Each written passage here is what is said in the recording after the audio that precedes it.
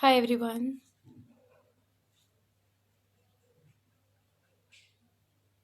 Hello. Hi everyone.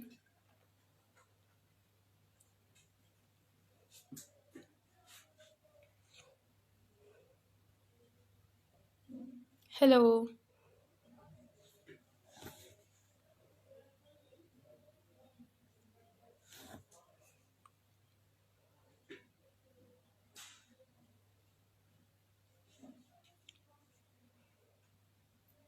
Hi everyone.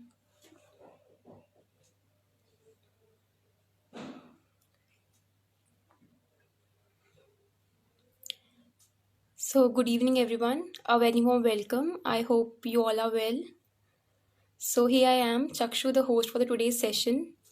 Firstly, it's immense pleasure to say that our organization has brought a new identity to it in year 2021. I hope you all have already seen it and liked it as well. Also, we are running one free NCRT course on a YouTube channel, so you can go and watch it. Also, we will be bringing some new courses on a YouTube channel very soon. Also delighted to tell that our students have been selected in the civil services in a very short span of time. So that's really great. So thanks to Neeraj sir for guiding and providing such opportunities to the UPSC aspirants. Thank you so much. And also we are running one telegram group, so you can go and join the group. The link has been provided in the bio of this page.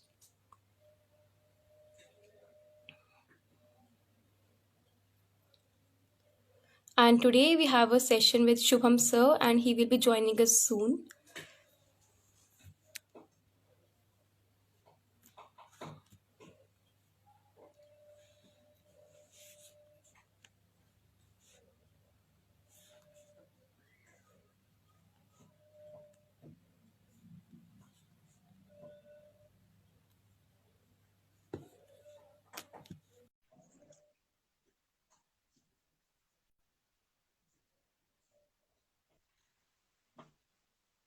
Good evening sir. Yeah, good evening, everyone. Hello, Chakshu. How are you doing? So I'm great. What about you? I'm good. I'm good. Yeah. So sir, shall we start? Yeah, please. So, as you all know that Mains 2021 has been started and today was the first essay paper. So today we have Shubham sir with us, the one of the best UPSC mentor, and he will be guiding us about how to write a good essay, and he will be discussing in detail the today's paper. So sir, the first and the very basic question that we have is how to write a good essay. Can you please give us the overview about that? Yeah, good evening, everyone. And many of you are asking me to speak in Hindi. Of course, मैं हिंदी में भी बोलूँगा और मैं English में भी बोलूँगा. So do not worry about it. दोनों हिंदी और इंग्लिश मीडियम के बच्चों को ये चीज समझ में आएगी. So जैसे कि चक्षु मैम ने या thank you doctor Sahil Arora I am privileged. So जैसे कि चक्षु मैम ने हमें कहा है कि how to write a good essay. So basically she is asked one particular question और उन्होंने सारे क्वेश्चंस को एनकम्पास कर लिया है, बिकॉज अल्टीमेटली आप आईएएस तभी बनेंगे जब आप एक अच्छा ऐसे लिखेंगे. और बाकी जो आपके जीएस के पेपर्स भी हैं वो भी they are a sort of short essays. चाहे वो 10 मार्क्स के ऐसे लगा लीजिए, हेलो भरत, चाहे वो 20 मार्क्स के एसेज लगा लीजिए, चाहे वो लॉन्ग एसेज लगा लीजिए 300 वर्ड्स के ऑप्शनल्स में जो आपके आ रहे हैं, या फिर आपका जो यूपीएससी का जो ऐसे है स्पीक इन इंग्लिश. ओके, या सो जो यूपीएससी का जो आपका ऐसे है डेडिकेटेड ऐसे, दैट इज 1200 वर्ड्स. फाइन. सो सबसे पहले प्री प्लानिंग योर ऐसे इज वेरी वेरी इंपॉर्टेंट. देखिए चक्षु, यूपीएससी गिव्स यू 3 आवर्स. आपको 3 घंटे देता है आपके दो एसेज लिखने के लिए. आपको 3 आवर्स ही मिलते हैं आपका जीएस पेपर अटेम्प्ट करने के लिए. But the difference is, GS paper जो है उसमें you have approximately 4000 words to write. मतलब आपको 1 घंटे के अंदर within 1 hour you will have to write at least 1000 to 1200 और 1300 words. So that makes it 3 hours के लिए 3500 to 4000 वर्ड्स. यहां पर अब ये क्या बोल रहा है, यहां पर ये कह रहा है कि दो एसेज आपको लिखने हैं 1200 वर्ड्स के. So that means within these 3 hours, he is giving you only 2500 words to write. 3 घंटे में सिर्फ 2500 वर्ड्स लिखने को वो बोल रहा है. इसका एक और मतलब भी ये है, 3 hours are more than enough for 2500 words. 2500 words के लिए आपको सिर्फ 2 घंटे ही टेक्निकली चाहिए. तो जो बाकी का 1 hour है, that you will have to dedicate और spend in planning your essay. तो जब भी आपके पास एसे का पेपर आएगा, what you will have to do is you will have two sections, section A and section B. उस सेक्शन ए में क्या है, आपको 4 में से एक ऐसे चूज करना है. You will only have to write it for 1200 words. Similarly section B जो है, उसमें भी आपको 4 में से एक ऐसे चूज करना है. You will have to write that also in 1200 words. So technically in 3 hours you will spend 1 hour in writing for an essay. Then you will pre-plan your essay first, 30 minutes, 1 hour for writing that essay. Secondly, the second essay, again you will be planning your essay for half an hour and you will spending another hour for writing an essay. This is how it goes for both the essays. अब pre-planning your essay में सबसे पहले choosing a topic. So choosing a topic, obviously आप अपने मन में सोचें कि ये थीम जो है, अगर आप उस टॉपिक को बहुत अच्छे से समझ रहे हैं, you read both the English version as well as the Hindi version of that essay, ताकि कोई वर्ड अगर टिपिकल वर्ड हो, डिफिकल्ट वर्ड हो, जैसे इस बार के पेपर में कैटलिस्ट वर्ड का उपयोग किया गया है. So if there is a typical word और a difficult topic, you should be able to do what, you should be able to understand what is the demand of that essay. उस essay का meaning क्या है, because if you interpret your topic wrong, if you have a slightest or an iota of doubt in interpretation of your topic, then the whole essay goes wrong. You know, उसका sense ही नहीं बनेगा. जो आपकी demand थी essay की, वो demand ही बिल्कुल भी नहीं रहेगी. First of all, so choosing a topic, ऐसा टॉपिक जिस पर आपको बहुत सारा मसाला लिखने को हो. The one topic which you have, maybe you've already prepared a lot, or you have read it in your article, or it coincides with your optional, या GS में आपने उसकी preparation की है and all that. तो इन सब चीजों को मद्देनजर रखते you will have to choose a topic. Now, just as a normal answer, an essay also has 3 parts. 3 parts in the form of introduction, body and conclusion. So introduction means आप essay को start कैसे करेंगे. This has to be your first impression, how you have to write your essay. So first impression, पहला, in order to keep your examiner stuck to your essay, what you have to do is, आप लोगों को एक ऐसी introduction देनी पड़ेगी. एक mediocre introduction से काम नहीं चलेगा. एक ऐसी इंट्रोडक्शन देनी पड़ेगी जिस इंट्रोडक्शन से उसको आपका essay पढ़ने की इच्छा हो. The cover of the book has to be interesting enough so that he at least moves forward in order to make your essay. आपके essay को पढ़ने का उसको दिल करे कि यार, इस इंसान ने इतनी खूबसूरती से इस essay को इंट्रोड्यूस किया है, इस टॉपिक को इंट्रोड्यूस किया है, तो आगे का essay क्या होगा. Just as you have beautifully opened up this session, Chakshu, उसी तरह से people would be interested that yes, we have such a wonderful host, so how the session is going to be. So the first impression or the trailer of your essay has to be your introduction, approximately let us say 1 page, 50 to 100 words में आपकी introduction होनी चाहिए. Now I'll tell you the ways to introduce your essay. या अगर आप इसको question answer form में लेना चाहें तो वो भी ठीक है. How to introduce your essay? There are 7 to 8 things which have to be kept in mind. Yeah, there are 7 to 8 different ways in which you can introduce your essay. Let us say, पहला way is your quote. You could start any essay with a quote. Let us say women पर essay आया, या इस बार gender perspective पर essay आया है, patriarchy पर एक essay आया है. So what does that mean? You could write a quote. You could quote Gandhi. Gandhi comes everywhere. That the women in India have often been compared as per what do we say, Sita and Durga. They have been compared to goddesses. या फिर environment पर अगर कोई ऐसे आया है, so there is yet another quote for Mahatma Gandhi that at this rate of exploitation you would need 7 more or 9 more earths to live or sustain. Are you understanding? तो उस तरह से आप किसी भी essay को आप एक quotation से start कर सकते हैं. This is the first thing. Second, you could add a news, आप एक न्यूज इवेंट को ऐड कर सकते हैं, for example NSA relating to the freedom of press. तो आप एक प्रेस को आप एक न्यूज इवेंट कोड कर सकते हैं कि एक प्रेस जो है वो एक नेता से क्या पूछ रही है, मोदी जी से पूछ रही है कि आप आम कैसे खाते हैं, काट कर खाते हैं, चूस कर खाते हैं।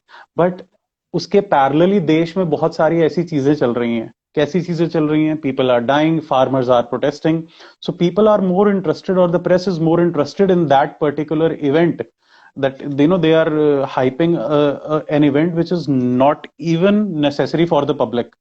They are not catering to the social causes. So quote a news, quote an event. तीसरा, आप you could start your essay in a historical perspective. Historical perspective का मतलब क्या है? लेट अस से एजुकेशन, आप इंडिया के करंट एजुकेशन सिस्टम पर अगर कोई ऐसे आ जाता है, so yes, now your education system is in dire straits, we all know. However, you could start that, that India has been a land of, historically India has been a land of, let us say, big universities like Nalanda University or Vikramshila University or Takshila University, है ना? तो आप ऐसे एक historical perspective भी दे सकते हैं कि सदियों से ही हमने प्रकृति और मानवता का जो है मिलन देखा है. Since centuries we've been trying to integrate humanity with environmentalism. Yeah, women have often been compared to, like, say, Shudras in our society, in the land of Vedas or all that. तो इस तरह से आप, तीसरा तरीका आपका ये है, historical perspective. The fourth method could be an anecdote. You see, UPSC loves stories. उनको कहानियां बहुत अच्छी लगती हैं, उनको स्टोरीज बहुत अच्छी लगती हैं. So when they talk about a particular essay, जब वो आपको एक essay का टॉपिक देते हैं, you could just concoct a false story.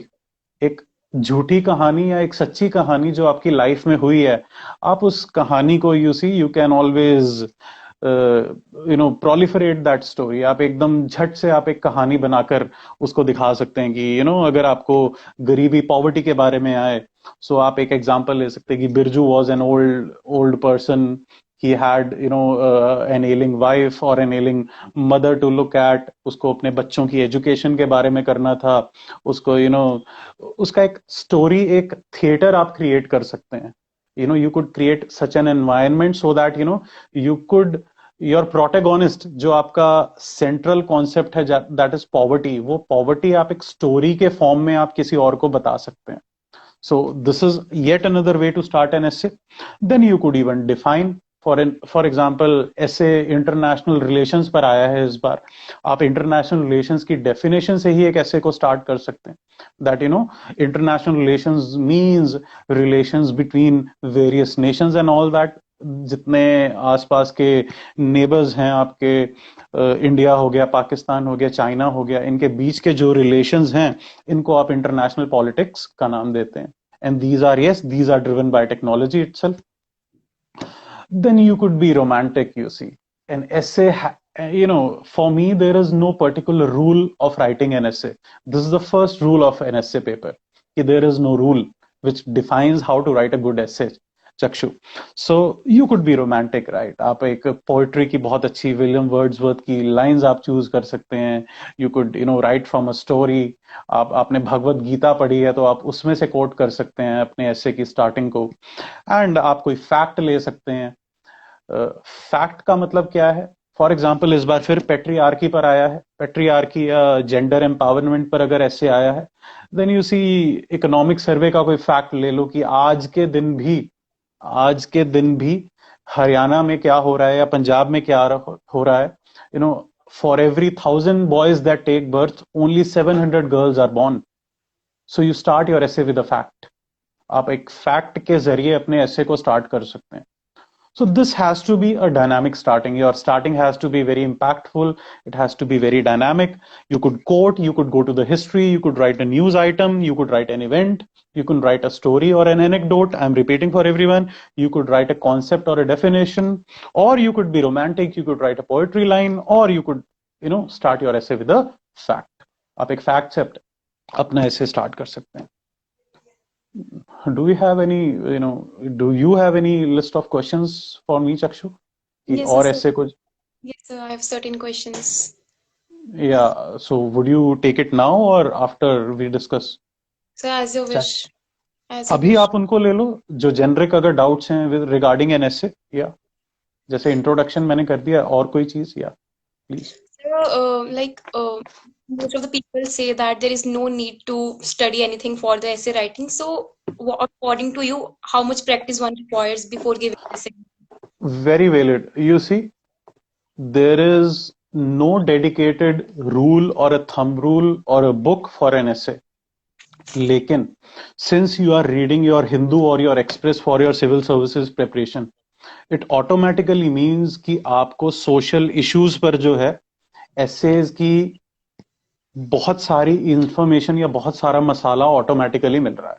अगर आप न्यूज पढ़ रहे हैं, अगर आप मैगजीन पढ़ रहे हैं, अगर आप अखबार पढ़ रहे हैं, अगर आप करंट अफेयर्स पढ़ रहे हैं, आगे मैं बताऊंगा कि ये जो एसेज लिए गए हैं करंट थीम से ही लिए गए हैं. These have not been taken from out of the box, ऐसा कुछ नहीं है. These are still, yes you can exceed the word limit पर भी आऊंगा मैं. As such, there is no dedicated preparation. It is only your application of the mind. It is only your practice which will make you perfect in an essay. आप essay की test series join करें, आप उसको practice करें, उसको लिखें, आप check करवाएं. धीरे धीरे आपका जो प्रोज है, आपका राइटिंग स्टाइल जो है वो आगे आएगा, आपके टीचर के आगे आएगा, आप उसको अच्छे से समझा सकते हैं, आप उसको इम्प्रूव कर सकते हैं. या सो this is how it goes. या So, one more questions that people used to ask is that is there any kind of strategy to choose the topic from among the four options that are given? या I already told you, जब मैंने बोला था पहले कि topic can be chosen as per your convenience. सबसे पहले आपको समझ में आना चाहिए, क्योंकि जानबूझकर ये कुछ टॉपिक को एनोनिमस बना देते हैं. एनोनिमस इसलिए बनाते हैं टॉपिक को ताकि मतलब वही कि एग्जाम में कंपटीशन बहुत है और आपको करना ही, मतलब you have to compete with a lot of people. So they want to छांटना होता है इनको अच्छे, और इनको रिजेक्ट करने होते हैं बच्चे. So many people would make a mistake in choosing their topic, and there itself they lose all the marks. अगर एक ऐसे का टॉपिक ही आपको समझ में नहीं आएगा तो आप उसको लिख ही नहीं पाएंगे, जो उसकी डिमांड है वो आप फुलफिल नहीं कर पाएंगे. सो एक लिस्ट ऑफ एसेज होती है, एक बहुत कॉमन टॉपिक्स होते हैं. लेट अस से एजुकेशन पर हर साल ऐसे आता है, विमेन पर आएगा ही आएगा, पॉवर्टी पर आएगा, सोशल इश्यूज पर आ सकता है, करप्शन पर आ सकता है, इंटरनेशनल रिलेशंस पर आ सकता है, हर बार आता ही आता है. फिलोसफिकल टॉपिक्स आते हैं कोटेशन से रिलेटेड. सो कुछ एसेज का मसाला पहले ही आपको तैयार करके रखना पड़ता है कि यार चलो विमेन का आया, so I just write down और I vomit all the points which I have. Fine. So pre planning your essays में आपको यही करना होता है. आपको आधे घंटे में आपको सोचना होता है कि आपको क्या करना है. उसके बाद what, when, why, how, if and but, ये सब एस्पेक्ट्स आपको सोचने होते हैं. आपको अपना एसे का एक रफ स्केच आपको उसी वक्त आपको अपनी आंसर शीट में बना लेना होता है कि इन 1.5 घंटे में जो मैं आगे ऐसे लिखूंगा, 1 घंटे में मैं किस किस चीज को टच करूंगा और किस तरह से प्रोसीड करूंगा. या so I will tell you that when I come to the specific topics. या So, thank you any so much other. for giving such a wonderful explanation. Sir, rest all I think you have already covered in earlier in the Yeah, introduction. I have covered all the basic important steps. Coming to the next part after introduction, that is the body of an essay. एक essay की body को लिखने के लिए भी कुछ चीजों को ध्यान में रखना है आपको. जैसे कि आपको उसमें बहुत सारी डायमेंशंस डालनी है, आपको multiple dimensions. It has to be not a generic ऐसे कि आप एक थीम को पकड़कर उसमें लिखते ना रहें. लेट अस से कि फार्मर्स पर एक ऐसे आ जाएगा. फार्मर्स पर एक ऐसे आया कि इंडिया में फार्मिंग अच्छी क्यों नहीं चल रही है. Why are the farmers getting, why are we getting the news of farmer suicides every day? So this could be an essay. अब farming is not just, hello Soham, thank you. अब farming क्या है? Farming का मतलब ये है कि farming is not just related to the rains. बारिश ना होने से भी क्रॉप खराब हो रहा है, लेकिन गवर्नमेंट की पॉलिसीज भी हैं जो आपकी फार्मिंग को जो है डिक्टेट करती हैं. दूसरा फिर हिस्टोरिकल रीजंस भी हैं फार्मिंग के लिए, एनवायरमेंटल रीजंस भी हैं फार्मिंग के लिए, कुछ साइकोलॉजिकल रीजंस भी हैं कि आज के जो यूथ है, आज का जो बच्चा है, वो किसानी नहीं करना चाहता. अगर मेरे पिताजी किसान है, I would never want to become a farmer. We don't often see in schools that children say that I want to become a farmer in future. No one will say that. मैं engineer बनूंगा, doctor बनूंगा, IAS करूंगा, fine, but no one says that I want to become a farmer. तो ये भी एक reason है। So your body has to be multi dimensional, पहली चीज। दूसरी चीज, स्टिक टू द टॉपिक। कई बार क्या होता है, हम भटक जाते हैं। We are writing on a particular issue, then we keep on writing to that issue. धीरे धीरे क्या होता है, we start deviating from that issue. But an essay you have to keep in mind कि एक एसे अगर किसी एक चीज के लिए है, तो that essay has to be, the whole essay has to relate to whatever you are writing, it has to relate to your topic. So whatever paragraph you write, just go back to the topic and relate to it. That is this topic relatable to my essay? अगर relatable है, fine. अगर relatable नहीं है, तो आपने कुछ गड़बड़ कर दी है।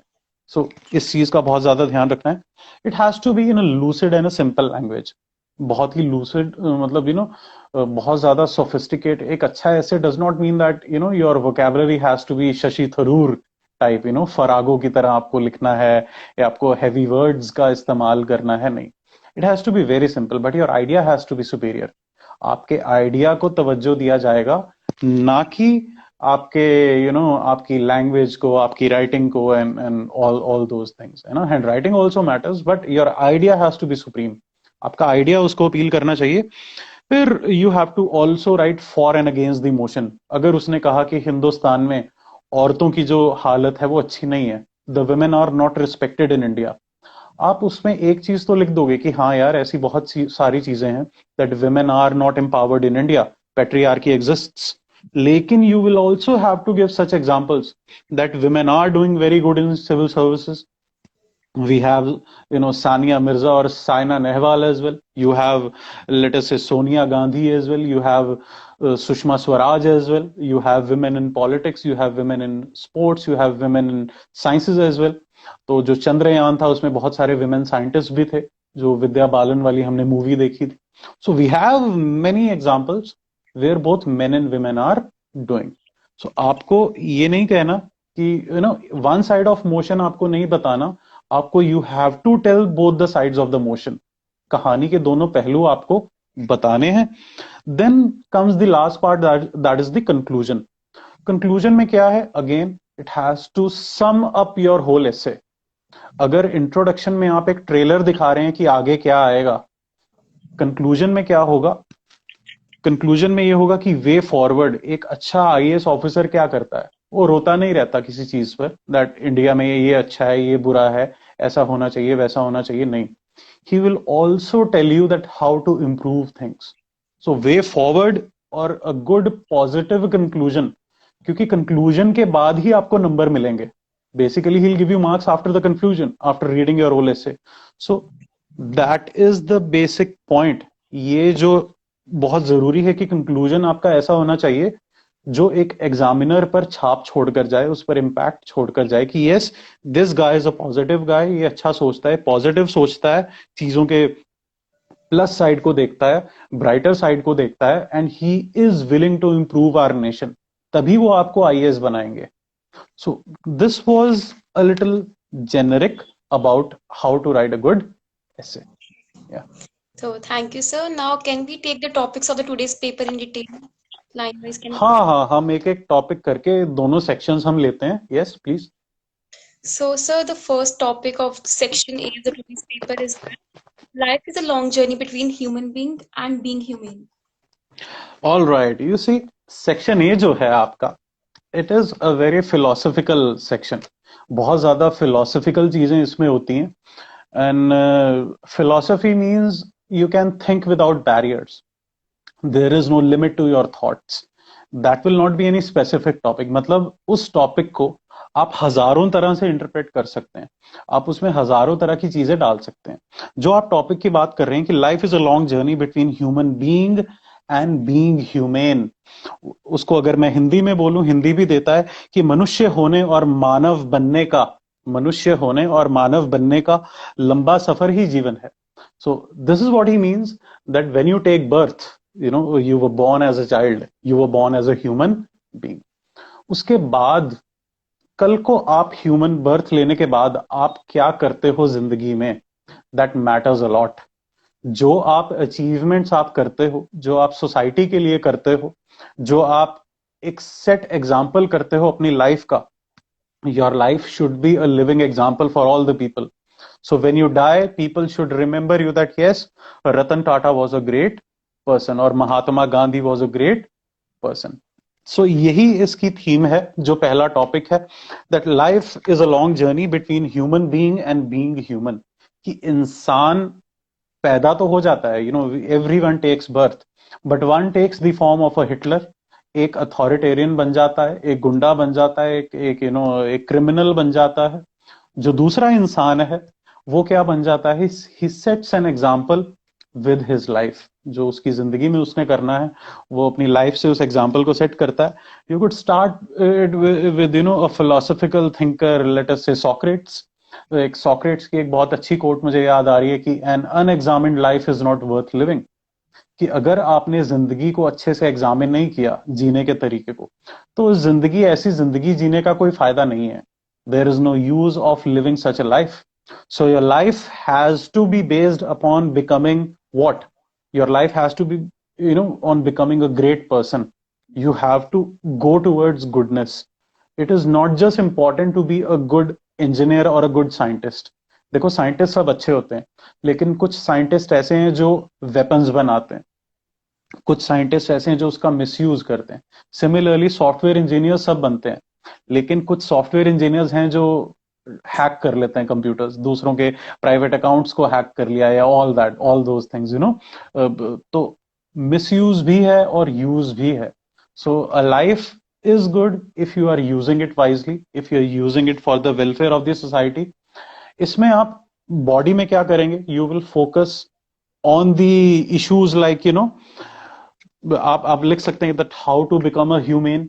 आप एक अच्छा इंसान बन कैसे सकते हैं, आप क्यों बने ऐसा, आप अगर एक अच्छा इंसान बनते हैं तो आप क्या कर पाएंगे? आप चैरिटी कर पाएंगे, आप फिलैंथ्रोपी कर पाएंगे आप सोसाइटी में. And there is a dearth of good people in society. There is a lot of greed, there is a lot of consumerism, there is a lot of corruption, there is a lot of lust, there is a lot of authoritarianship, dictatorship, there is a lot of crime in the society. And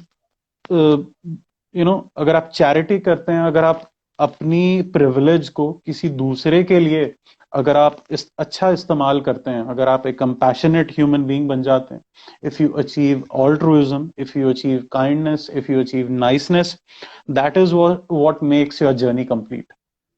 you give a lot of examples. Gautam Buddha का example दें, गुरु नानक देव का example दें, and कुछ society में हमारे God man हैं, वो उनके खिलाफ भी ये कोटेशन जाती है, या practice makes a man perfect, someone is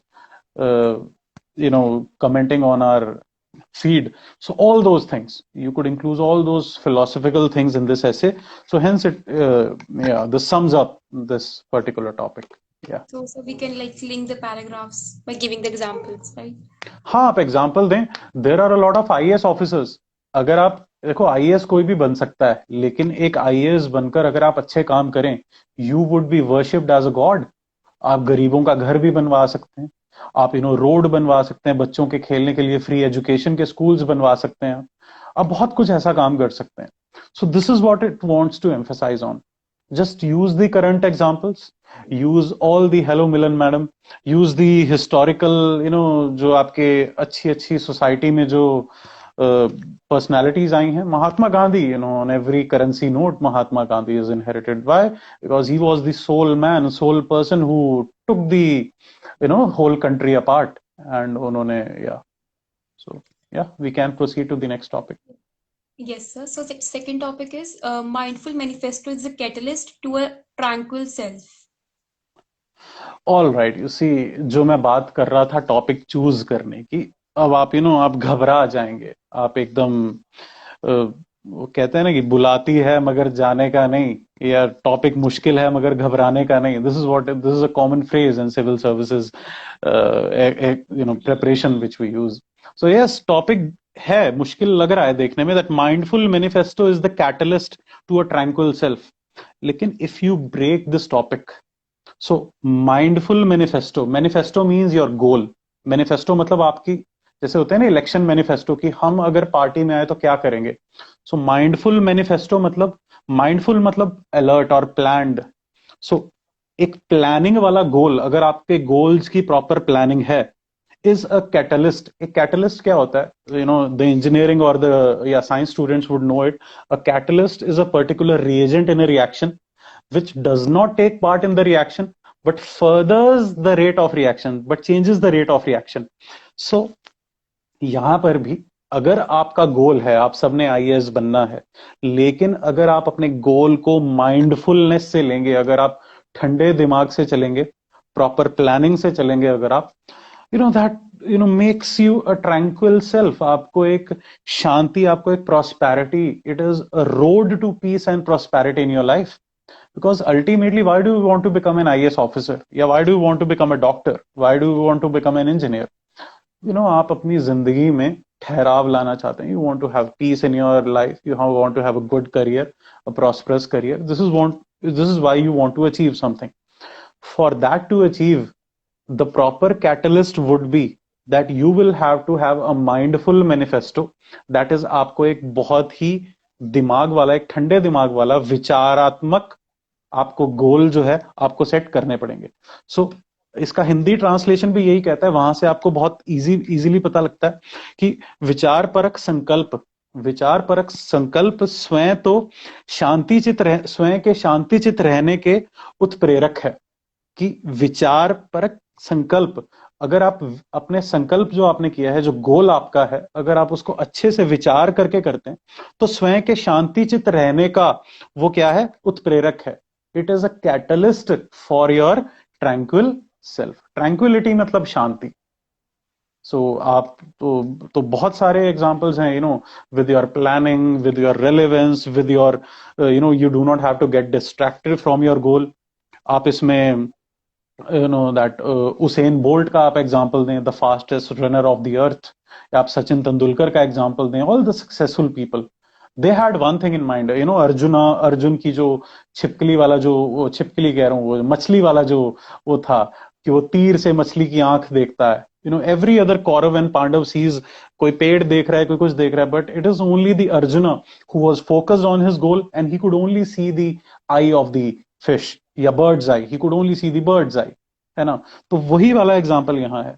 you start with an anecdote that you were listening to an interview of an IAS officer one particular day, जहां पर उस इंटरव्यू में एपीजे अब्दुल कलाम की आप इंटरव्यू सुन रहे थे कि वो एक बहुत ही गरीब घर से था, वो एक बहुत ही एक हम्बल फैमिली से था, लेकिन वो फिर भी अपनी पढ़ाई के लिए, चाहे वो काम करा करता था, फिर भी वो अपनी पढ़ाई के लिए टाइम निकाल लिया करता था। मतलब उनकी जिंदगी में इतनी प्लानिंग थी, इतनी माइंडफुलनेस थी कि उन्होंने अपने गोल की तरफ जो है पूरा ध्यान रखा। उन्होंने अपने whatever manifesto he had set in his mind for himself, he was bound to achieve it because he was so much focused on his goal. He did not digress from the issues. Bill Gates थे आपके, एक IAS officer जो बनते हैं, इतने सारे officers आपके page पर आ रहे हैं। Then any other example, Michael Schumacher who won almost all the Ferrari races, Ben Johnson थे, बहुत सारे रेसलर्स हुए हैं, रुस्तम हिंदारा सिंह हुए हैं। In spite of being from a humble family, a poor family in India, village in Punjab, he could make it to the big stage. And there is a writer Haruki Murakami की बहुत सारी books आ रही हैं। So that guy is also focused guy.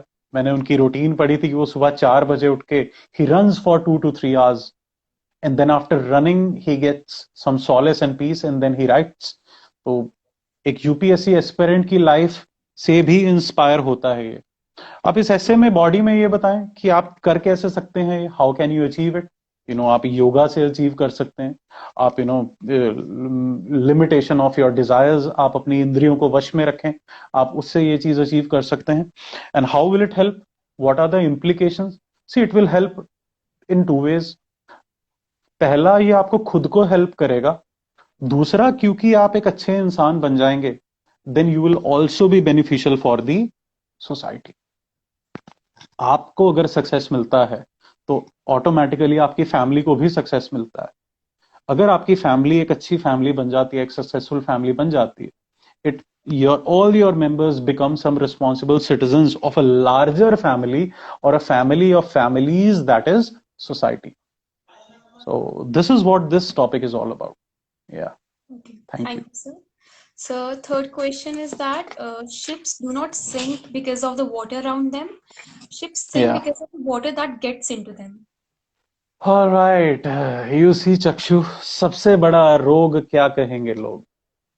So this sums up, this कहावत sums up this topic कि जहाज अपने चारों तरफ के पानी से नहीं डूबता, जहाज अपने चारों तरफ के पानी से नहीं डूबा करते, जहाज पानी के अंदर समा जाने से डूबते हैं.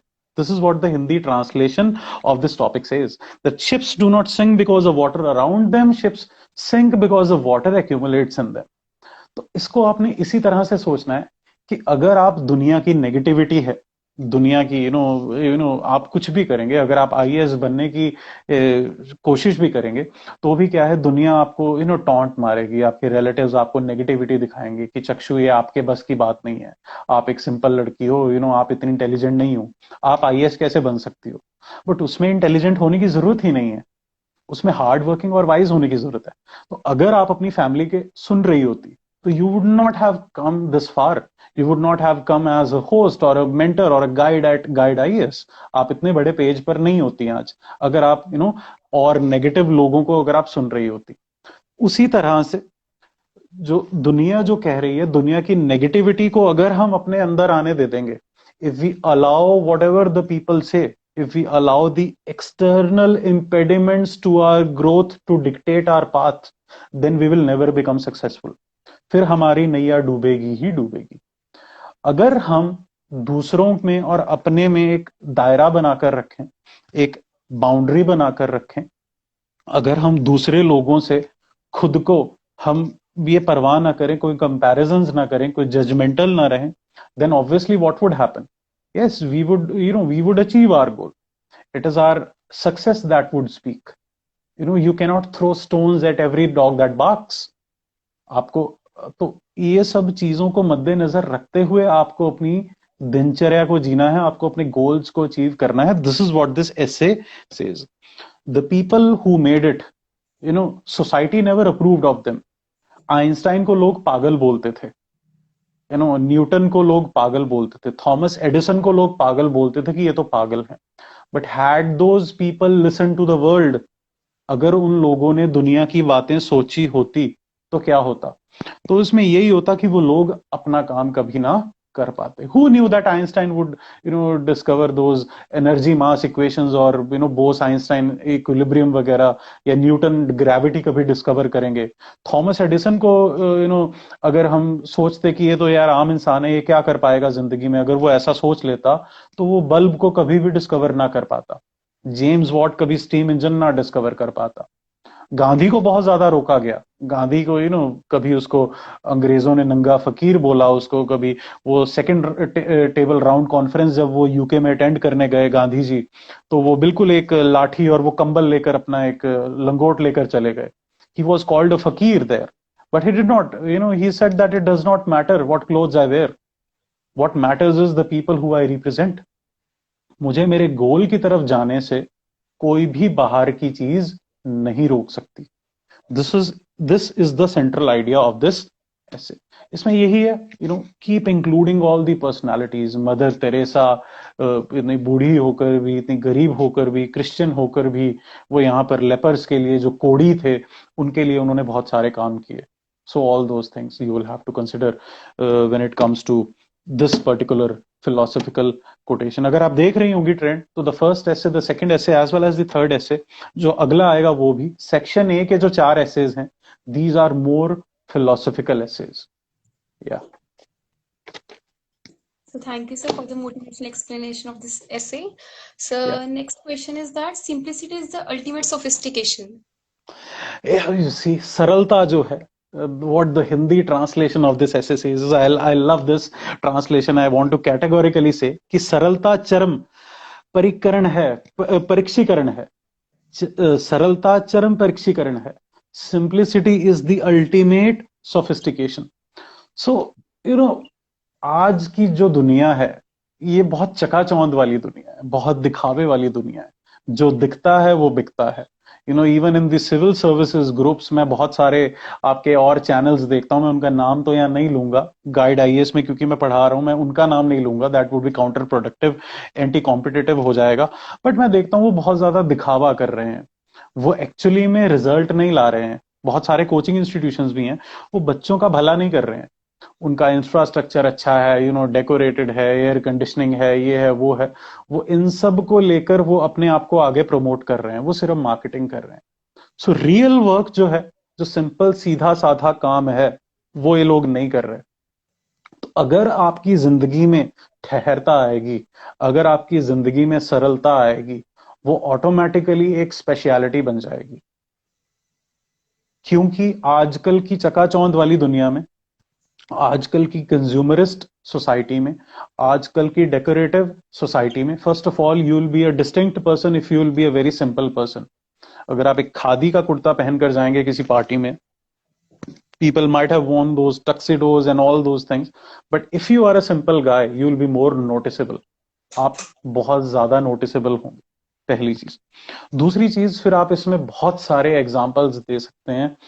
जो लोग हैं वो बहुत ही अमीर हैं, लेकिन उन्होंने अपनी दिनचर्या को, अपनी लाइफ को, अपने लिविंग एग्जाम्पल को उस तरह से सेट किया है, ढाला है कि वो बहुत ज्यादा सिंपल है। Sudha Murthy, she is the wife of the CEO of the Narayana Murthy की जो वाइफ है, Sudha Murthy ji. She is a very simple lady. अगर आप उनका उनका लाइफ स्टाइल देखें, she only wears silk Kanjeevaram sari, and she says that she doesn't buy needless clothes। So I mean she's such a rich lady, she could be the richest lady of this country, but still उन्होंने अपना जो life का जो अपना attitude है वो बहुत ही simplistic बनाया हुआ है। And yet she is one of the most respected persons in the whole country, Sudha Murthy. So उस तरह से उन्होंने अपनी, रतन टाटा की अगर आप बात करें, Ratan Tata is the owner of Jaguar and Land Rover today, he owns the Tata group, और बहुत सारी साइरस मिस्त्री के बाद भी उनको ही ज्यादा प्रेफरेंस मिल रही है। लेकिन रतन टाटा ने भी अपनी जिंदगी को कैसे ढाला है, he only has a small car that is Innova, एक बहुत ही सस्ती गाड़ी है, जो जो उनकी रॉयल्टी है उसके हिसाब से he doesn't own those big brands like Mercedes and BMWs and Audis, he owns only a simple Innova. चाहे वो रोज एक नई गाड़ी खरीद सकता है, but he owns a second hand one. तो इस तरह से you may cite many many more examples, like Swami Paramahansa Yogananda, जिन्होंने an autobiography of a yogi, जिन्होंने बुक लिखी थी। विराट कोहली तक ने उनकी बुक को पढ़ा है और बहुत सराहा है। He was a very simple man. Mahatma Gandhi is everywhere, you see Chakshu. Gandhi जो है, आप एनवायरनमेंट का क्वेश्चन आए, या विमेन का क्वेश्चन आए, पॉवर्टी का आए, करप्शन का आए, everything you could put in Gandhi everywhere. Gandhi ji ने भी अपने सिंपल लाइफस्टाइल से खादी और चरखे को प्रमोट करके, जो उनकी सबसे सक्सेसफुल मूवमेंट थी वो थी civil disobedience movement. He used a simple method of what, salt Satyagraha को उन्होंने यूज किया। क्यों? क्योंकि नमक could be related to a normal household. एक चुटकी नमक की कीमत तुम क्या जानो Ramesh Babu and all that, you see. So उन्होंने नमक को यूज किया, he used salt to further his Satyagraha. तो इन सब चीजों को, और इसमें बताएं फिर आप अपनी लाइफ को सिंपलिस्टिक कैसे बना सकते हैं। Limitation of desires. आप अपनी अगर आपको जरूरत नहीं है आप उतना ही लें। बहुत ज्यादा खाने की वेस्टेज हो रही है जैसे यहाँ पे। So simple living, high thinking, इस चीज पर ये ऐसे बेस्ड है। आप एक और बहुत अच्छा एग्जांपल ले सकते हैं जापान का। जापान में एक आइडियोलॉजी फॉलो होती है, that is minimalism. MINIMAL, minimalism. The meaning of minimalism is that आपको सिर्फ उतनी चीज रखनी है अपने पास जिससे आपका काम चले। फॉर एग्जाम्पल हमारे इंडिया में क्या है, you go to a shop and buy a bed. अगर आप एक बेड खरीदते हैं, दैट वुड बी ऑफ शीशम और टीक, उस पर कार्विंग होगी, उसमें शीशे लगे होंगे, लाइट्स लगी होंगी, and so and so. Ultimately what particular thing will give you sleep? It is the comfort of that mattress. So Japanese people don't spend on the bed or the costly bed. They would spend on a good mattress, which एक अच्छे गद्दे पर वो ज्यादा पैसे खर्चेंगे एक simple सादगी भरी जिंदगी जीने के लिए। So इसके बेनिफिट्स क्या हैं? एक सिंपल लाइफ जीने के, एक तो आपकी खुद की लाइफ इंप्रूव हो जाती है। दूसरी बात, एनवायरनमेंट, आप अगर बहुत ज्यादा आपकी डिमांड्स हैं, अगर आपकी डिजायर्स हैं, तो एनवायरमेंटलिज्म भी हर्ट होता है। लेकिन यहाँ पर सोसाइटी को आप बचा सकते हैं, पर्यावरण को आप बचा सकते हैं, इकोनॉमी को आप बचा सकते हैं, आप फिजूल खर्चे से बच सकते हैं, आप सेविंग्स कर सकते हैं। किसी को क्या पता था कि एक साल के लिए ऐसा लॉकडाउन आएगा कि सारी इकोनॉमिक एक्टिविटी बंद हो जाएगी। If the people had limited desires, if the people had limited needs, ये हमें लॉकडाउन के टाइम पता चला कि हमें सिर्फ जो चीज हमारी जिंदगी में जरूरी है, सिर्फ हमें उसी चीज का होना चाहिए। We do not need extra co-curricular things in our life. We do not need extra clutter in our life. We do not need complexities in our life. अब पता चल रहा है कि जो हमने बड़े बड़े कैबिन्स बनाए थे, we can also work from home. Work from home is what? A simple model, कि ना आपको रोज नए कपड़े पहनकर जाने हैं, ना आपको नहाना है, आप ऐसे ही आप जाकर बैठ सकते हैं माइक स्क्रीन के ऊपर और आप डिलीवर कर सकते हैं विदाउट वेस्टिंग मनी, है ना? सो simplicity. Yeah, this sums up this essay and the part one or the section one of our essays. Yeah, Right, yes, sir. thank you. So coming to section B, the first question is that culture is what we are and civilization is what we have. Yeah, I also have the Hindi translation of this कि जो हम हैं वह संस्कार है, जो हम हैं वह संस्कार, जो हमारे पास है वह सभ्यता। You see, अगर आप गूगल भी इसको करेंगे ना, culture and civilization, culture is what we are and civilization is what we have. Culture is what we are मतलब it is our way of life, जो हमारा बिहेवियर है। जैसे कहते हैं ना कि बारबेरिक कल्चर है, बारबेरिक कल्चर मतलब मारने काटने वाली कल्चर है। आदिवासी जो कल्चर थी, that is a barbarianism, barbaric culture उसको बोलते हैं। Culture is your way of life, कि आप बिहेव कैसे कर रहे हैं, आप जिंदगी जी कैसे रहे हैं, आप खा पी कैसे रहे हैं, आप पहन क्या रहे हैं, that is called your culture. But civilization is what we have. Civilization is a bigger term, is a wider term. A civilization consists of a culture, it consists of the governance structure, it consists of the whole society.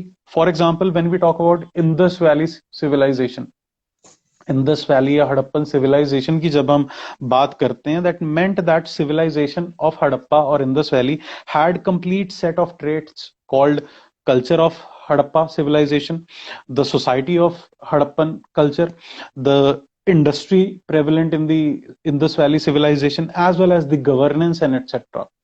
So civilization is a wider concept.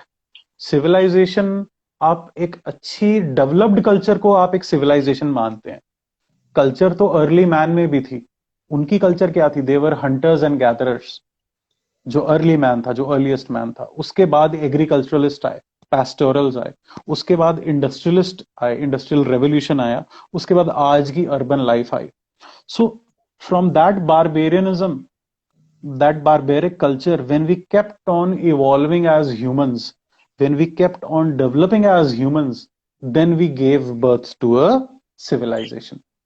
So culture is our way of life, it is our behavior, it is our intellectual trait, जो हमारे लोगों में है, जो हमारे लोगों की सोच है, वो हमारा कल्चर है। जो फिजिकल सोसाइटी हमारे पास है, वो हमारी सिविलाइजेशन है। Civilization is an advanced state of social development. We could also say this. This essay relates to your sociology or your philosophy, तभी sociology के core concepts हैं। इसमें आप simple Indus Valley को लेकर चलें, Indus Valley के जो traits थे उससे आप civilization को समझें, और cultural aspect उनका एक था, उनकी total civilizational aspect दूसरा था। तो आप उन दोनों में लिंक बनाएं। इसमें एक और भी है।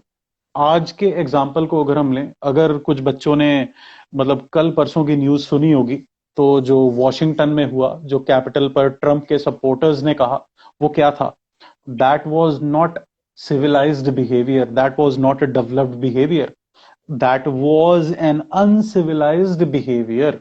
मतलब जो उन्होंने अपने कल्चर के जो उन्होंने ट्रेट्स बताए, वो उन्होंने क्या बताया? उन्होंने एक बारबेरिक कल्चर, एक बारबेरिक असभ्य कल्चर होने का प्रमाण दिया। They showed that they are not civilized people. Although America is the most developed country, yet वहां पर भी ये मोबो कल्चर, ये वायलेंस, ये प्रोटेस्ट, ये वैंडलिज्म, ये हुगलिज्म, ये गुंडाइज्म, ये सब चीजें हमें देखने को मिली वहां पर। तो this is how you have to attempt this ऐसे। आई वुड से बहुत कम लोगों ने इस ऐसे को अटेम्प्ट किया होगा, जिनको इस कॉन्सेप्ट के बारे में नॉलेज होगी उन्हीं लोगों ने इसको अटेम्प्ट किया होगा। बट जब एक ऐसे का टॉपिक बहुत डिफिकल्ट होता है तो उसमें नंबर ऑफ अटेम्प्ट जो करने वाले बच्चे होते हैं बहुत कम हो जाते हैं। That makes it more lucrative for the examiner to read your essay, because उसमें व्यूज बहुत कम आए होंगे, बहुत कम बच्चों ने व्यूज अपने दिए होंगे उस ऐसे को लेकर। So yeah we can sum it up this way, culture versus civilization in this essay. Right. So next topic is there can be no social justice without economic prosperity, but economic prosperity without social justice is meaningless. All right, you see, here again there is an interplay of two concepts. पिछले जो हमारे essays थे 4, उनमें philosophical चीजें ज्यादा थी। यहां पर they are coming to some specific concepts और सम स्पेसिफिक टर्म्स। पिछले वाले ऐसे में इन्होंने सिविलाइजेशन और कल्चर के बारे में बोला। यहां पर they are talking about two basic terms, that is social justice पहला, दूसरा economic prosperity. And he is asking you to establish a link between the two. Social justice और इकोनॉमिक प्रॉस्पेरिटी के बीच में ये आपको लिंक ढूंढने को बोल रहा है। ये बोल रहा है कि ठीक है, सोशल जस्टिस जो है, I will read the Hindi version as well, कि बिना आर्थिक समृद्धि के सामाजिक न्याय नहीं हो सकता। बिना आर्थिक समृद्धि के सामाजिक न्याय नहीं हो सकता, किंतु बिना सामाजिक न्याय के आर्थिक समृद्धि निरर्थ है या निरर्थक है। तो break it down. There can be no social justice without economic prosperity. That is absolutely fine. जब तक आपकी जीडीपी नहीं बढ़ेगी देश की, जब तक आपके देश में पैसा नहीं बढ़ेगा, तब तक आपके सोशल जस्टिस नहीं आएगी। सोशल जस्टिस मतलब जो सोसाइटी है उसमें खुशहाली नहीं रहेगी। सोसाइटी विल फील चीटेड अगर आपके देश में पैसा नहीं होगा कि यार हमारा देश बहुत गरीब देश है। बट एक चीज और हमने ध्यान में रखनी है कि economic prosperity without social justice is meaningless. कि अगर आपके देश में बहुत सारा पैसा है बट फिर भी इकोनॉमिक जस्टिस नहीं है, जो सामाजिक न्याय है या समाज को न्याय नहीं मिल रहा वो नहीं है, तो आपको उस पैसे का देश का कोई फायदा नहीं है। I will give an example.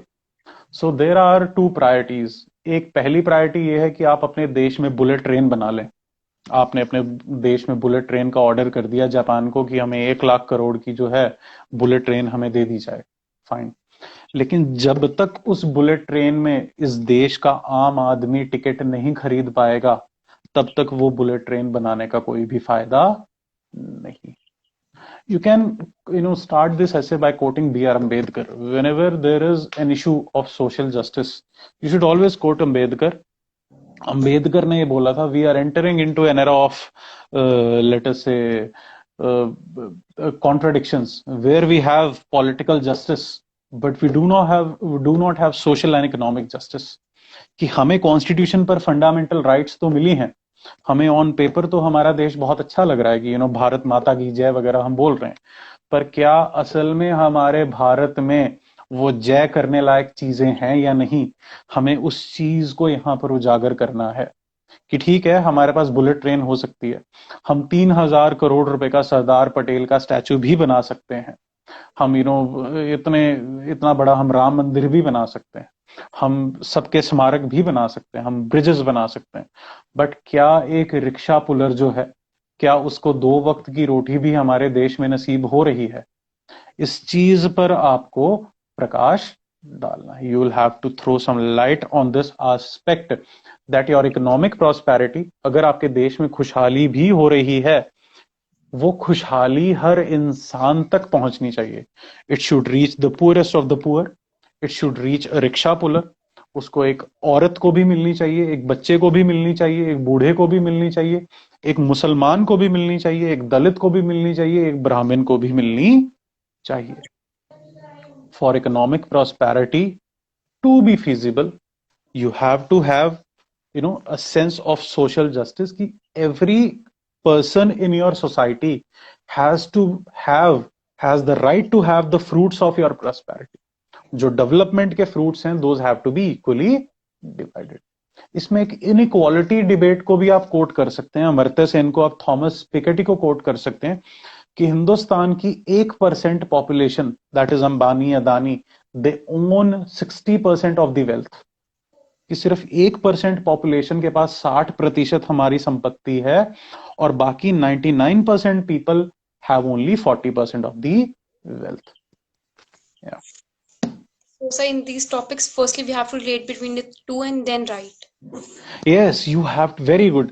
You have to understand the concept कि ये concept है क्या, फिर वो उसमें लिंक उसमें निकालना है हमें, फिर उस लिंक को निकालते हुए हमें कॉमन एग्जांपल्स देने हैं कि यार हमारे देश में ये गलत चीज हो रही है या ये अच्छी चीज हो रही है। आप हमारे देश की बात मत करो, आप किसी और देश की बात कर लो, बिकॉज गवर्नमेंट के खिलाफ लिखना मैं नहीं समझता कि एक अच्छी बात है। You can give some examples, but otherwise you could quote any other country. Poor nation like Pakistan, जिसमें खाने पीने के लोगों को वो नहीं है, वो न्यूक्लियर वेपन्स बना रहा है, तो उस वेपन का फायदा क्या, उस इकोनॉमिक प्रॉस्पेरिटी का फायदा क्या, जब उनको गधे बेचकर तो अपना वो करना पड़ रहा है। They are exporting donkeys to China, you see, Pakistan, वो खुद भी गधे हैं और वो गधे ही एक्सपोर्ट कर रहे हैं। तो वो उस तरह से वो अपनी इकोनॉमी को चला रहे हैं, खच्चर बेचकर, है ना। तो वो चीजें आप एम्फसाइज करें। या Thank you, sir. So next topic is that patriarchy is the least noticed yet the most significant structure of the social inequality. You see, very very important. मैंने अपने बच्चों को अपनी क्लास में हजारों मर्तबा बताया है। I have, one second, I have told them 1000 times that Gandhi plus women will give you at least 200 to 400 marks in your UPSC। औरतें जो हैं और जो महात्मा गांधी हैं वो कम से कम आपको 200 से 300 नंबर दिलवा कर जाएंगे, और औरतों ने यहां पर आपको 125 नंबर का ऐसे दिलवा दिया। So you see, when it comes to patriarchy, he is obviously talking about the position of women in India, कि हिंदुस्तान में औरतों की पोजीशन क्या है। let me give you an example, चक्षु। You are a girl, I am a boy, but patriarchy would say कि अगर एक लड़की अगर एक सेमिनार लेगी या एक लड़की अगर होस्ट करेगी तो मैं उसको सिर्फ 10 रुपीज दूंगा, और अगर एक लड़का वही काम करेगा, वही अगर एक लड़का जो है वो उसी काम को करेगा, he would get probably 15 rupees for that particular job. तो औरतों की जो है वो सिग्निफिकेंस जो है, ये हमें रोजमर्रा की जो जिंदगी है उसमें हमें नहीं दिख रहा। I'll repeat the topic again. Patriarchy is the least noticed। मतलब पितृ सत्ता की व्यवस्था को नजर में बहुत कम आने के बावजूद, जो हिंदी में बोल रहा है, सामाजिक विषमता की सबसे प्रभावी रचना ऐसा रचना है। Patriarchy is the least noticed, मतलब इसको देखा नहीं जाता। It is normal to consider men are superior, and this is a case of hidden patriarchy, ये जो बोल रहा है। Yet most significant structure of social inequality, sorry, patriarchy is the least noticed, उसको देखा नहीं जाता, but still it is the most significant और the most prevalent structure of the social inequality. Social inequality मतलब सोसाइटी में औरत और मर्द बराबर हैं या नहीं, सो दैट इज एन इनइक्वालिटी। एक सिंपल एग्जांपल जैसे मैंने आपका दिया था, एक और एग्जांपल, शादी होती है, marriage is a social institution in India. सिर्फ लड़की को ही अपना घर छोड़ के लड़के के घर क्यों जाना पड़ता है? Many girls would have pondered, why not the man घर जमाई क्यों नहीं बन जाते? वो भी हो सकता है ना कि भाई मैं क्यों छोड़ूं अपने माँ बाप को, तुम अपने माँ बाप को छोड़कर मेरे घर आ जाओ, तुम अपने माँ बाप को छोड़ो, क्योंकि वो बोलेगा यार मुझे अपने माँ बाप की सेवा करनी है, तो लड़की बोलेगी यार मेरे माँ बाप भी तो हैं, उनकी भी तो सेवा हो सकती है, उनकी भी तो सेवा करनी पड़ेगी, दे विल ऑल्सो एज। सो मैं क्यों अपना घर छोड़कर आऊं, तुम क्यों नहीं अपना घर छोड़कर आ जाते, या तुम भी छोड़ दो अपने माँ बाप, मैं भी छोड़ देती हूँ, ऐसा भी हो सकता है। So this is a common मतलब एक कॉमनैलिटी है, ये एक कॉमन सेंस की तरह है, हमारी रग रग में बसा हुआ है कि अगर शादी होगी तो लड़की अपना घर छोड़कर, मायके छोड़कर ससुराल जाएगी। तो मतलब ये कॉमन सेंस है, इसे कोई ध्यान नहीं देता, इसके बारे में किसी ने सोचा नहीं है, but it is the most significant part of our social structure. जो औरत और मर्द में जो भेदभाव है वो यहां पर बहुत सिग्निफिकेंट तरीके से वापस आ रहा है, उजागर हो रहा है। सिमिलरली यू सी, लड़की को अगर चंडीगढ़ भेजना है कोचिंग लेने, I would first of all I would congratulate all the girls जिनके पेरेंट्स ने आपको चंडीगढ़ के अच्छे कॉलेजेस में डाला या अच्छे स्कूल्स में डाला दिल्ली में, या जिनके पेरेंट्स उनको दूर दूर से यहाँ कोचिंग लेने भेज रहे हैं दिल्ली और चंडीगढ़ में या बैंगलोर में, मतलब अच्छे मेट्रो सिटीज में भेज रहे हैं, हिमाचल से कोई लड़कियां कांगड़ा से आ रही हैं आपके यहाँ, चंबा से आ रही हैं। I am in touch with so many girl students in my list who have come from far off places, and I really congratulate their parents and themselves कि उनके पेरेंट्स ने उनको ये मौका दिया आने का। तो अगर लड़के ने कोचिंग लेनी है, जा मेरा लाडला बेटा, लाट गवर्नर जाके बन जा, आईएएस डीसी है तू तो पहले से ही घर का, जा जाकर कोचिंग ले ले। But when a girl wants to take a coaching, the parents don't allow. उसकी सिक्योरिटी आ जाती है वहां पर कि भाई बिगड़ जाएगी सिक्योरिटी, लड़का बिगड़ जाएगा कोई प्रॉब्लम नहीं, लड़की बिगड़ जाएगी सो घर की इज्जत को भी इसी चीज से तोला जाता है कि एक लड़की की इज्जत मीन्स अ घर की इज्जत, या बहू की इज्जत मीन्स अ घर की इज्जत। सो यस, आप इस बहुत ही अच्छा ऐसे बन सकता है इस पर, विमेन एम्पावरमेंट पर। आप इसको एक एनेक्डोट से स्टार्ट करें कि एक एक ऐसे ही किसी की भी, दीपा, सुशीला, ममता, किसी का भी नाम ले लें आप, दैट ममता ऐसा करती थी, वो अपने, ममता को बहुत सारे इश्यूज थे, उसकी हेल्थ प्रॉब्लम्स थी, लेकिन वो फिर भी इग्नोर करके क्या करती थी, वो अपने हस्बैंड का खाना पैक करती थी, अपने बच्चों को तैयार करके स्कूल भेजती थी, अपने सास ससुर के पांव दबाया करती थी, फिर भी अपनी सास के और ननद के ताने झेला करती थी, Sasural Genda Phool and all that, daily six. So you will include all those aspects. यहाँ पर एक ममता को बेचारी को दुखियारी बनाकर ना, आपने एक बहुत ही अच्छी इंट्रोडक्शन और बहुत ही अच्छी कहानी दे देनी है यहाँ पर एग्जामिनर को, कि एग्जामिनर की आंखों में आंसू आ जाएं और आपकी आंसर शीट भीग जाए उसके आंसुओं से। और अगर उसके आंसुओं से आपकी आंसर शीट भीग जाती है एग्जामिनर के, उसी फिर आपको आईएएस बनने से कोई नहीं रोक सकता। अगर आप इतनी प्यारी स्टोरीज, अगर आप उनको भावुक, अगर आप उनको कर दें, so when there is a women issue, भावुक करिए आप एग्जामिनर को, ऐसे ऐसे तर्क दीजिए कि उनको रोना आ जाए कि मैया मोरी मैं नहीं माखन खाए, and all that, all those things fine. So hidden patriarchy की इलस्ट्रेशंस आपको यहाँ पर देनी है। you'll have to tell that in what ways the patriarchy is hidden in our society। हम उसको नजरअंदाज कर रहे हैं, लेकिन क्या वो जस्टिस है? Is that justice towards women in our society? No. आपको उन सब एग्जांपल्स को देने हैं। एक और सर्वे से स्टार्ट करें। एक रिसेंटली सर्वे हुआ था हरियाणा में, कि गांव हरियाणा के रूरल एरियाज में, कि 10 में से 6 औरतें मानती थी कि अगर घर वाला उनको रैप्टा मार दे, या वाइफ बीटिंग जो एक वर्ड है, कि घर वाली को अगर पीट दे कोई मर्द, तो वो जायज है। वो बोलती है कि ठीक है यार, हमारा मर्द है, हमारा हस्बैंड है, तो हमें मार सकता है, वो हक रखता है हमें मारने का। सो एंड वो बहुत सारे वर्जिनिटी टेस्ट जो आ रहे हैं लड़कियों के नए उसमें, आप बहुत सारे पहलू यहाँ रिगार्डिंग द अबॉर्शन राइट्स, जो कॉन्ट्रासेप्टिव राइट्स हैं, जो वैसेक्टॉमी ट्यूबेक्टॉमी है, वो सिर्फ लड़कियां करवाती हैं, लड़के नहीं करवाते 99% केसेस में, जो बर्थ कंट्रोल मेथोडोलॉजीज हैं। आप उस चीज को भी एक्सप्लॉइट करें, आप सेक्सुअलिटी को भी यहाँ पर एक्सप्लोर करें, and you right a wonderful ऐसे हियर। हर डोमेन को आप टच करें, एजुकेशन को टच करें, आप वहां से एग्जांपल दें, आप मेडिकल साइंस के एग्जांपल्स दें, आप करियर के एग्जांपल दें, आप रूरल इंडिया के एग्जांपल्स दें, टॉयलेट एक प्रेम कथा से आप आप सैनिटरी पैड्स पर आप जीएसटी लगा रहे हैं, द रेड लाइन कैंपेन, आप इन सब चीजों के एग्जांपल देके आप इसको चलें। You could write a wonderful essay on women. Next, Chakshu, yes. It was a wonderful example, sir. Thank you so much. Yeah, So, thank you. Yeah. last question that we have is technology as the silent factor in international relations. All right.